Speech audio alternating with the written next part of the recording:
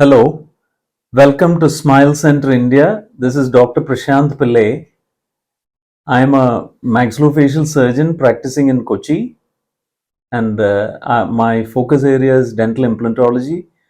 So I come across a lot of patients with mobile lower front teeth. So I decided to make a video on this particular topic, which I thought will be of use to most of my viewers.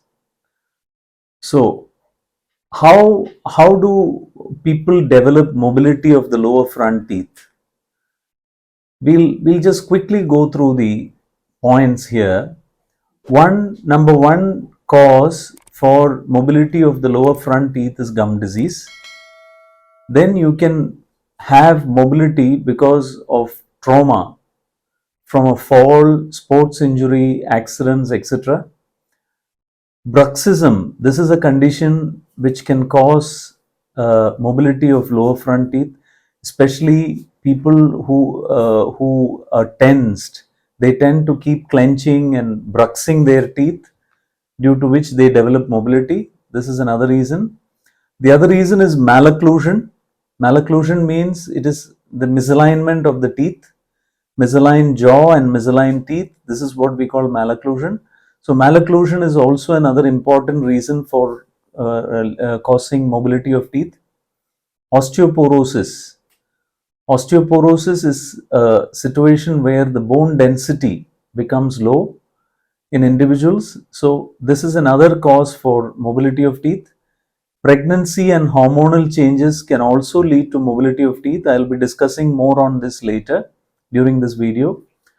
So let's go by each cause in detail. Gum disease. So gum disease, gums protect the teeth and all around through the structure called the periodontium. Periodontium is peridontium. Peri means around, dentium means tooth. So the structures which surround the tooth is called the periodontium, and it is the periodontium which supports the tooth to keep it in place. Okay, so the periodontium here is the bone. This comprises of the bone, it comprises of the gum, it comprises of a very thin ligament called the periodontal ligament, which is positioned between the bone and the root of the tooth. So all these structures put together is called the periodontium. So when the periodontium is destroyed because of gum disease, that is when the tooth becomes mobile. Okay, so this is a picture of a patient with a lot of tartar and calculus on the lower inner surface of the lower teeth. Okay, now the tartar is seen adhering to the surface of the tooth, and after a certain stage, when this is not removed, this tartar tends to progress into the gum and it causes inflammation of the gum. So what is it that we do? We do a proper scaling. This is what we call scaling, which is the removal of the tartar, and then this is how the patient looks after the scaling. This is what needs to be done. Okay. Now in this case, the scaling was not done at the right time, and when the patient reported to us at a very late stage, when we did the scaling, this is what he ended up with. You can see the bone has been lost, and you can see that the root is completely exposed because of the very bad situation which has hit the periodontium in this case. And this is the x-ray of some of these patients. You can see the x-ray here where there is a lot of bone loss, and over here you can see there is a lot of bone loss in the front. And this particular patient has got generalized bone loss. There is a lot of bone loss in relation to the other teeth as well. And this video shows what happens to the teeth when they are not treated at the right time. You can see that the entire set of teeth, which have been created a set by the splinting caused by the tartar has caused all the teeth to stay together. Okay, but the gum has been lost, and therefore the entire thing is turned mobile. Okay, all the teeth have turned mobile. So this can be avoided by early intervention. Now, why does plaque accumulate in relation to the lower front teeth? You have the salivary glands, the glands which produce saliva located below the tongue, and they are mainly the submandibular and the sublingual gland. These glands produce the saliva which tends to get accumulated along the inner side of the lower teeth, and the mineral salts from the saliva tends to form the plaque. So that is one reason. The other reason is the shape of the teeth over there are flat and long, and the flat long surfaces help in bacterial accumulation. They create perfect surfaces for bacterial multiplication, and the bacteria produce the plaque, and the plaque leads to gingivitis, and the gingivitis causes periodontitis. It leads to periodontitis, and then later it leads to mobility of teeth. Oral habits. Many people have these habits like smoking, grinding of teeth, clenching of the jaw, and some of the patients have oral the mouth breathing. They breathe through the mouth. So in all these cases, you will end up with mobility of teeth. Faulty brushing techniques. You can see this picture here. This patient has been so very sincerely brushing his teeth such that he has caused recession of the gum, and the roots have got exposed. And this, if he continues brushing in the same manner, this will lead to mobility of these teeth. And the diet can also be a causative factor. If in people who have a lot of sugar, carbs, and when they have lots of chocolates, they are more prone to developing gum disease. Crowding of teeth, that is misalignment of the teeth in the front when they are arranged in a zigzag manner. In such a situation, brushing will be improper, and that leads to to tartar accumulation, which in turn leads to gum disease. Now, what is the other cause for mobility of lower front teeth? Trauma. If you get hit by someone, or if you've had a fall, or if you've got an injury while you're playing, all these things can lead to mobility of teeth.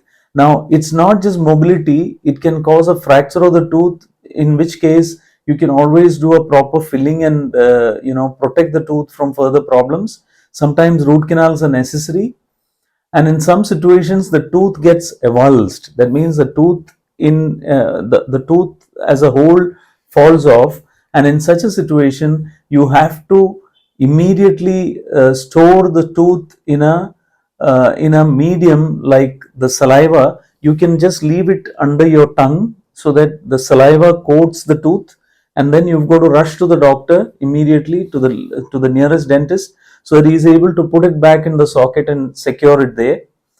The other option is to put it in milk, put it in half a glass of milk, and then rush to the doctor so that he is able to put it back. Never attempt to clean the tooth yourself thinking that no, it has fallen on the ground and it has got contaminated, and so I'm going to clean this with a brush. No, you shouldn't do that. All the cleaning will be done by the doctor. All you need to do is store it in either in your saliva or in half a glass of milk, and immediately rush to the doctor so that he is able to help you. Bruxism, as I was mentioning earlier, is definitely a cause for mobility of teeth. And how do you manage this? Generally, I'll come to the management later during this presentation. The other cause for mobility is crowding. Because of crowding, what happens? You get a lot of tartar accumulation, which the patient is unable to remove, and then later this leads to mobility of teeth. Osteoporosis, as I was mentioning earlier, osteoporosis leads to thinning of bone, the density of bone comes down, and as a result, the teeth become mobile. Very often, we dental specialists are the ones who detect osteoporosis for the first time, and we refer them to orthopedic surgeons after the diagnosis. There are situations like that because such patients can develop mobility of teeth. This is mostly seen in women in the postmenopausal phase. During pregnancy, there are a lot of hormonal changes which happen, and this can lead to conditions like gum disease, gingivitis, periodontitis, and even a condition called a pregnancy tumor can develop. You can see the swelling here. This is what we call a pregnancy tumor. All this can lead to mobility of teeth later. And in addition to that, high levels of hormones like progesterone and estrogen during pregnancy can temporarily loosen the tissues and the bones that keep your teeth in place. That is also possible. Now, what is the treatment we offer for mobile lower front teeth? So the first set of treatment is for the gums. The gums are the supporting structures for your teeth, and any disease afflicting the gum will definitely affect the stability of the teeth. So you need to do proper cleaning, and a professional cleaning should be done by the doctor, and this is what we call scaling. So periodic scaling will help avoid mobility of teeth. And in situations where the disease is advanced, you'll have to you'll have to consider options like periodontal surgeries, deep scaling, bone grafting, a lot of other things. And lasers also help in treating such conditions. Now, the gingivitis and periodontitis is graded here, and the approach in management is different with each stage of the gum disease. So, gingivitis is an early gum disease. Once it becomes periodontitis, it turns late, and then you will have to do a lot more of treatment than what would be required when it is treated earlier. So, you can see the list of treatments out here. You need a lot of complex treatment when the disease worsens. Splinting is another method of treating mobile teeth. What we do is we generally put a thin wire along the inner aspect of the teeth, and then we secure it in place with the help of a material called composite, and the composite helps in retaining the wire in place, and the wire along with the composite retains the teeth in position. But this is not a long-term solution. This can always create problems later. This can certainly offer temporary solutions. Whenever there is a lot of discrepancy in the biting mechanism, you get overloads on the teeth, which in turn causes mobility of teeth. So, what we generally do in such situations is, when we see that there is a lot of trauma happening because of misalignment, sometimes we will be able to help them with occlusal adjustment, that is bite adjustment. So the bite adjustment can be done using these drills. We just round off certain areas of the teeth so that they contact better with the opposing teeth once the correction is done. There is also another method of correcting the bite by doing orthodontic correction. That is also there. That is putting braces. For treatment of bruxism, we generally provide them with splints, the night guards or splints which are worn at night, which will help prevent transmission of forces into the teeth, because this acts as a buffer in between. It takes up all the loads and it does not allow the transmission of forces into the teeth, thereby protecting those teeth from trauma. So this is one method of avoiding trauma from occlusion. There are so many methods by which bruxism is treated: using mouth guards, training the jaw. There are trainers for the jaw so that the jaws don't close in such a way that they traumatize the teeth. Then treating anxiety, as I was mentioning earlier, when patients are anxious, when they are having panic disorders, they can always develop this condition called bruxism. So treating the anxiety is very important, and curbing the eating habits, curbing the bad habits. Curbing the bad habits is possible. You have to stop all the bad habits in which the patient is indulging in, such that you avoid the problems with the teeth. And There are some medications also which can cause bruxism. So if the patient has been put on medications by the doctor, you need to, the dentist has to definitely get in touch with the treating physician to ensure that the drugs are changed or they are rescheduled. In the case of pregnancy, because of the hormonal changes, you can definitely develop mobility of teeth, but the best way to prevent such problems is to visit the dentist even before the pregnancy stage. Visit the dentist and ensure that you get a thorough cleaning done and a dental examination done, and whatever little treatment needs to be done so that you don't develop problems during the pregnancy phase. That is the best thing to do. You have provisions for flap surgery and periodontal surgery, and sometimes bone grafting is necessary to correct problems. These procedures are necessary only in advanced cases of gum disease. Then we come to the stage where we have no other option other than removing the teeth. So when you've come to a situation where the teeth have to be extracted, then most certainly they have to be replaced. Now, what are the ways by which you can replace the missing teeth? You have the option of removable dentures first, which has been the mainstay management for several decades before modern dentistry came into position before modern dentistry came to exist. The only option was removable dentures. So the problem with removable dentures is they'll have hooks like this, and the hooks can always create trouble for the adjacent teeth. So they are not really very healthy, and they will cause bad breath, they'll cause problems for the adjacent teeth, and the comfort wise they are not so very comfortable. Very often they create a lot of discomfort. They can create speech problems, taste perception will be compromised. There are a lot of issues associated with removable dentures. So we try to request patients to ensure that they get fixed teeth instead of removable dentures. Now, what are the methods for fixed teeth? You have something called crown and bridge work. You can always reduce the size of the adjacent teeth and put crowns on top of them, and the missing teeth come in the center and they are connected with the crowns, and this is what we call a dental bridge. So crown and bridge work, this is what we call a crown and bridge work, which helps replace missing teeth. Then the other option is to, you also have provisions to put multiple crowns and connect them together.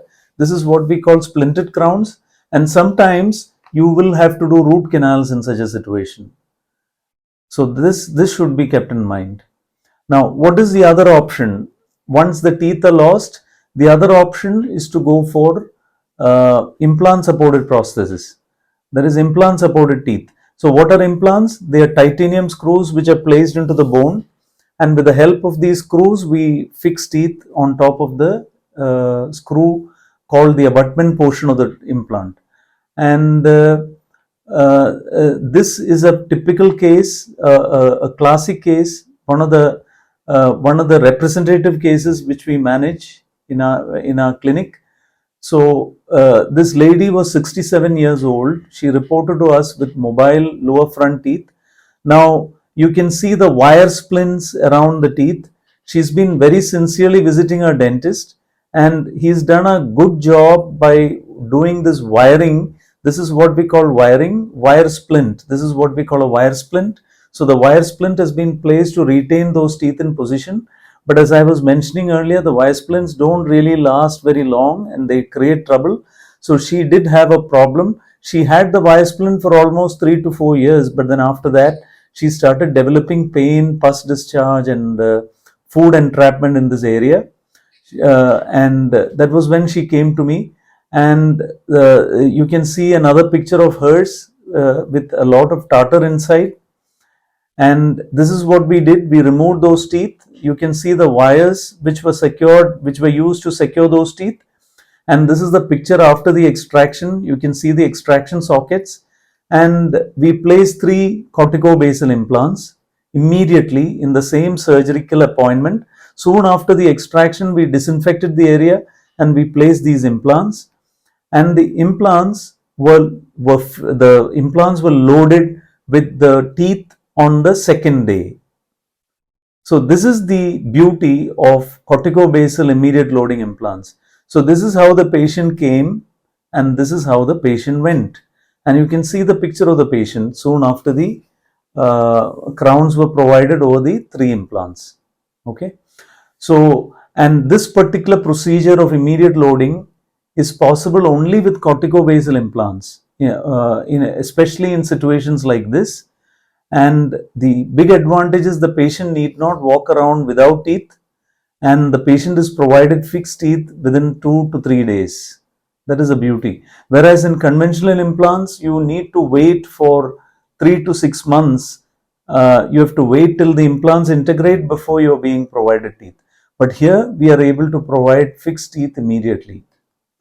I hope you understood the causes and the treatment methodologies we follow with mobile lower front teeth. Hope you liked this video. If you liked it, certainly please press the like button, and please do not forget to share this video with your friends, and do not forget to subscribe to our channel. Thank you very much.